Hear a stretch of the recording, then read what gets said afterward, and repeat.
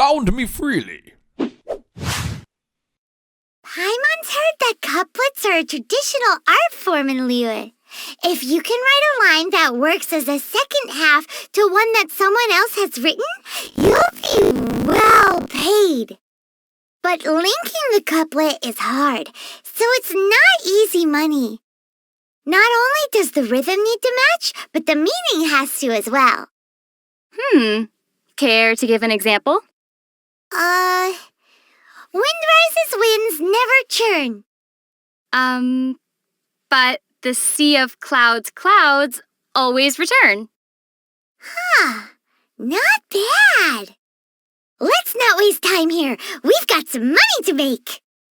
There's a saying of Rex Lapis that's commonly used here in Liyue. Paimon thinks its rough meaning is don't play with your money.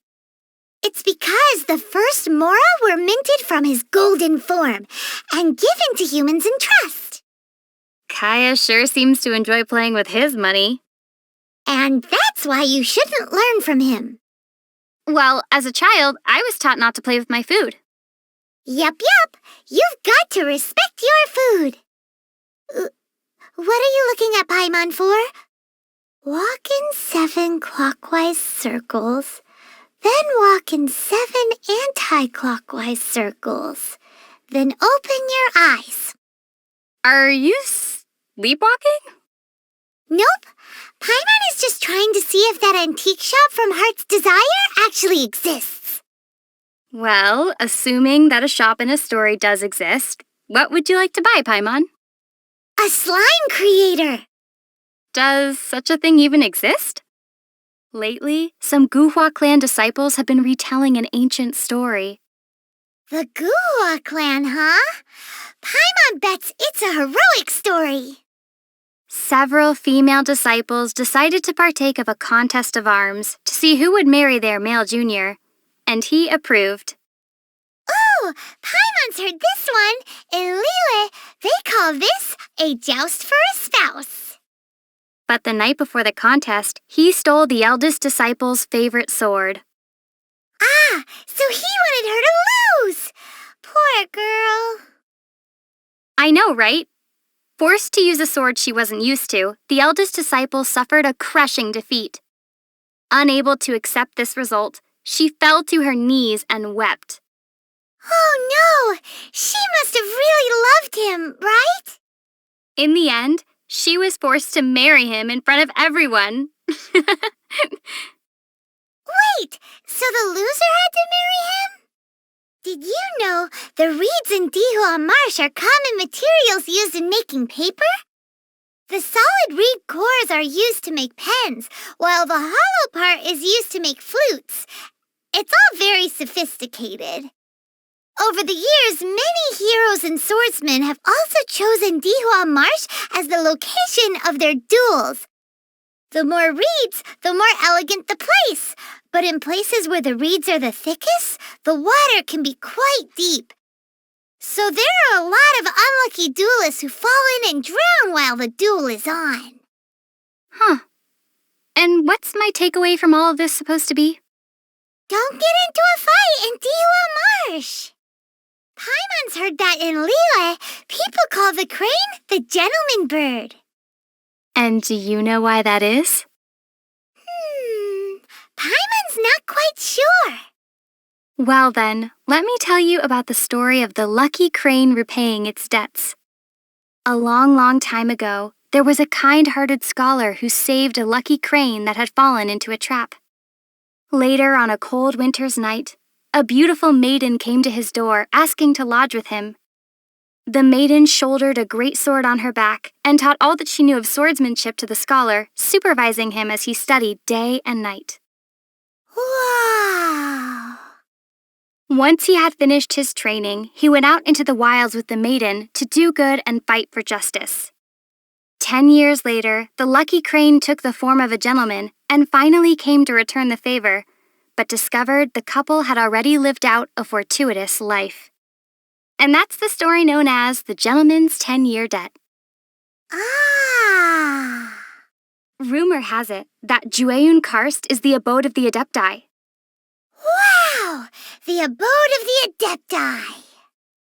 Perhaps we'll meet the Adepti on those cloud-piercing mountain peaks. Wow! Meeting Adepti! But I wonder, how would one normally communicate with the Adepti? Wow! Communicating with Adepti! My emergency rations seem to be going bad. Best to consume them quickly. Ahem! Well, Paimon thinks that shouting from the mountaintop should work. That seems more like a way for getting the attention of a hilly churl instead of an Adeptus. To think that the Geo-Archon had signed a contract with the Cryo-Archon. I wonder what the contents of their agreement were. Paimon doesn't care who you are. Making a deal with the Tsaritsa is super dangerous. Be that as it may, since Morax is the god who understands the basis of contracts the best, he's definitely given this some thought. Well, that's true. Morax himself called it the contract to end all contracts. I trust that we will witness the truth and its denouement play out. Well, come to think of it, while Rex Lapis enjoys visiting his people in private, he only descends officially once every year. None of the other gods do this. Does Rex Lapis have any deeper intentions? I have my guesses. You see, those annual divine predictions have already captured the hearts of the people of Liyue too much. Round and around, they analyze and scrutinize every single word, finding limitless hidden meanings within them. What do you think would happen to Liyue if such divine predictions were available every day? Paimon gets it now. Paimon would be offering Rex Lapis's favorite snacks to him every day. If you could just get Mora straight from Morax's hands, who would ever need to do a day of honest work? You made some logical leaps, but that's basically how it is. How do you become as popular and cool as Captain Beto? With enough experience? Paimon's already seen lots of things from adventuring together with you. One also needs to experience trials and setbacks. Paimon almost drowned that one time. And maintain an inspirational disposition. Paimon's always rooted for you. One must also have a mature outlook towards problems. Hey, are you just trying to say that Paimon can't make it? How does a person become as rich, as super rich as Lady Ningguang? Is that the only impression she gives you? Riches? Well, there's the huge jade chamber too. But isn't that also made of Mora? Well, you need an excellent mind. Well, Paimon's really good at giving people nicknames. You need to be very familiar with the workings of the markets. A serving of fisherman's toast goes for 1,025 Mora, and no discounts, even on rainy days. You also need to be willing to work really hard. Okay, then. So, how do you make friends with a really rich person? Wait, you're giving up already? Do you think that Chi-Chi needs to drink blood? That's not a zombie, Paimon. That's a vampire. Then, will she transform during a full moon? Werewolves, Paimon, not zombies. As expected of a traveler, you really know a lot. So, what special things can zombies do?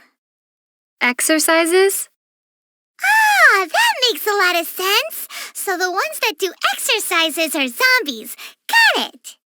People say that if you put a star conch close to your ear, you can hear the whispers of the ocean. Do you want to give it a go, Paimon? No need. Paimon just heard it. Really? And what did the ocean say? The ocean said that it's time to eat, so let's go. Paimon wants some fisherman's toast. Liyue's cuisine is very different from that of Mondstadt. For example, in Mondstadt, you can hardly find spicy fried dishes anywhere. That's why they say climate creates cuisine, you know? But wait, why do all of Tevat's slimes taste the same then? That's because you only know one way of cooking them.